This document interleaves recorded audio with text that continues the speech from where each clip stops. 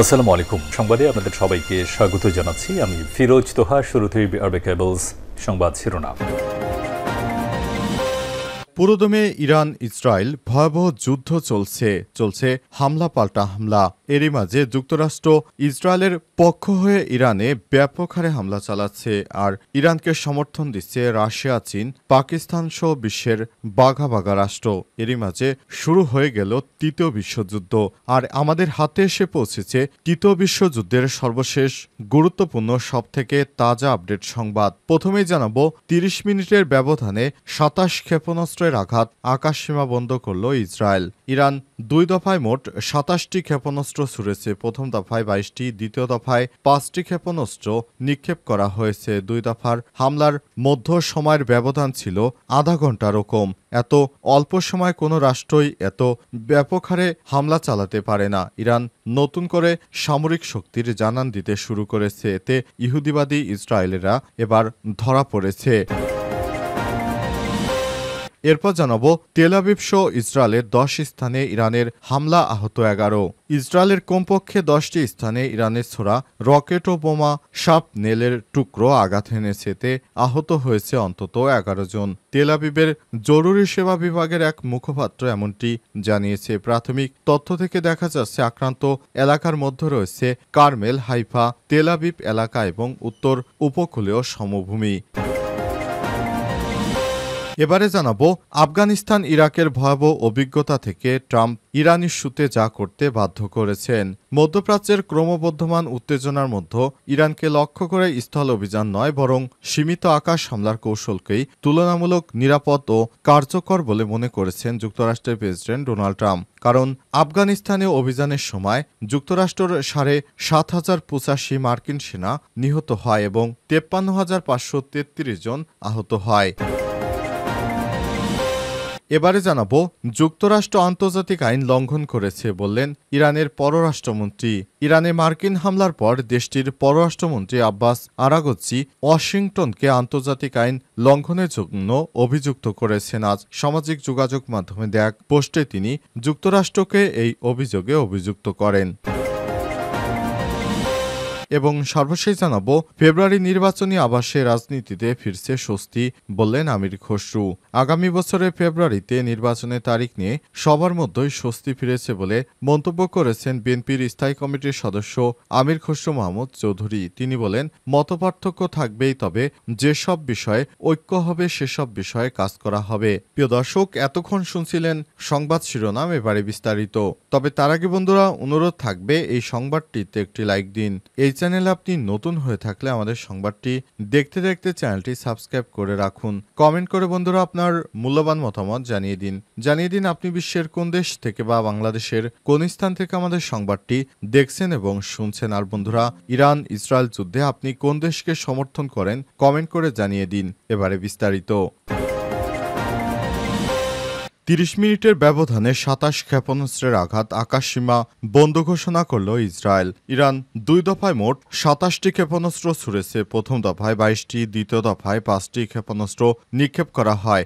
দুই দফা হামলার মধ্যে সময়ের ব্যবধান ছিল আধা ঘন্টারও কম। আর এমন প্রেক্ষাপটে নিজেদের আকাশসীমা বন্ধ করে দিয়েছে ইসরায়েল, এমনটি জানিয়েছে ইসরায়েলি সেনাবাহিনী। খবর আল জাজিরার। হামলার লক্ষ্যবস্তু ও এলাকা ছিল ব্যাপক। এর মধ্যে রয়েছে অধিকৃত সিরিয়ার গোলান মালভূমি, আপার গ্যালিলীয় অঞ্চল, উত্তর ও মধ্য উপকূলীয় অঞ্চল। মোট 10টি স্থানে সরাসরি ক্ষেপণাস্ত্র বা বড় ধরনের শার্পনেল আঘাত এনেছে এবং এসব স্থানে বিশেষ করে তেল আবিব এবং হাইফায় ব্যাপক ক্ষয়ক্ষতির খবর পাওয়া গেছে। তবে কোন ধরনের ভবনে কি পরিমাণ ক্ষতিগ্রস্ত হয়েছে তা এখনও স্পষ্ট করেনি ইহুদিবাদীরা, তা এখনও স্পষ্ট নয়। ইসরায়েলি জরুরি চিকিৎসা সেবা বিভাগের প্রাথমিক তথ্য থেকে জানা গেছে সব হামলায় অন্তত ১৬ জন আহত হয়েছে।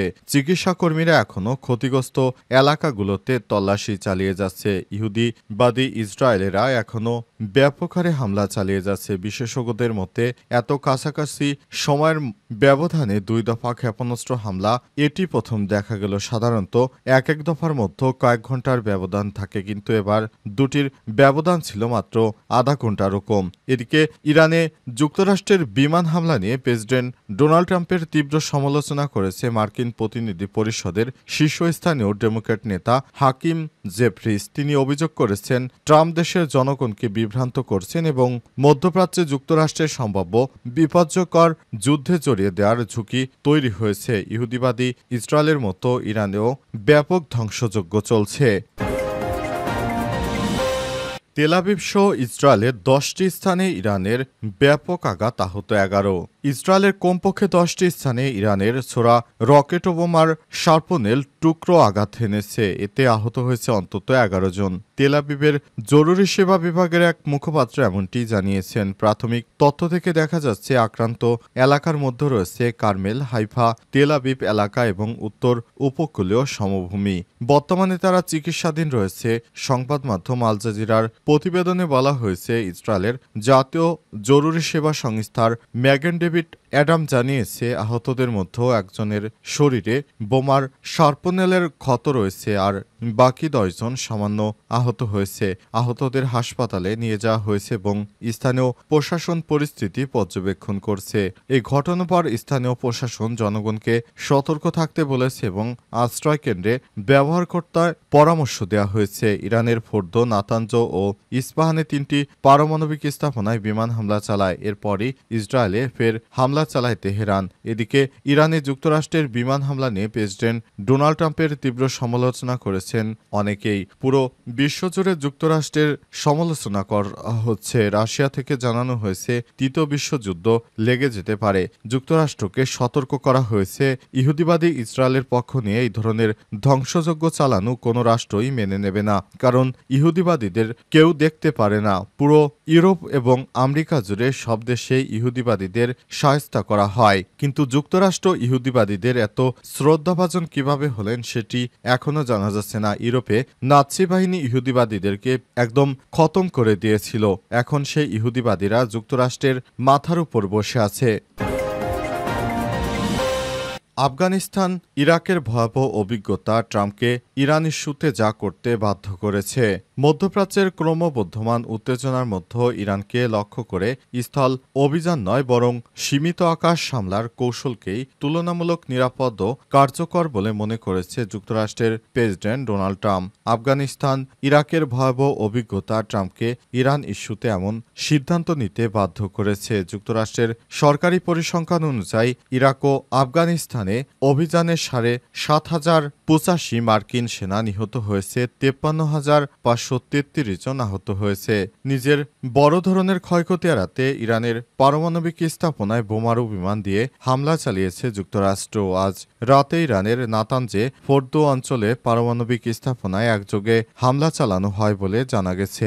ইরান দাবি করেছে তারা আকাশ প্রতিরক্ষা ব্যবস্থা সক্রিয় করে কিছু ক্ষেপণাস্ত্র ভূপাতিত করেছে, তবে যুক্তরাষ্ট্রের পক্ষ থেকে এখনও আনুষ্ঠানিক ক্ষয়ক্ষতির বিবরণ প্রকাশ করা হয়নি। ওয়াশিংটন দাবি করেছে হামলার মূল উদ্দেশ্য হচ্ছে ইরানের পারমাণবিক সক্ষমতা সীমিত করা।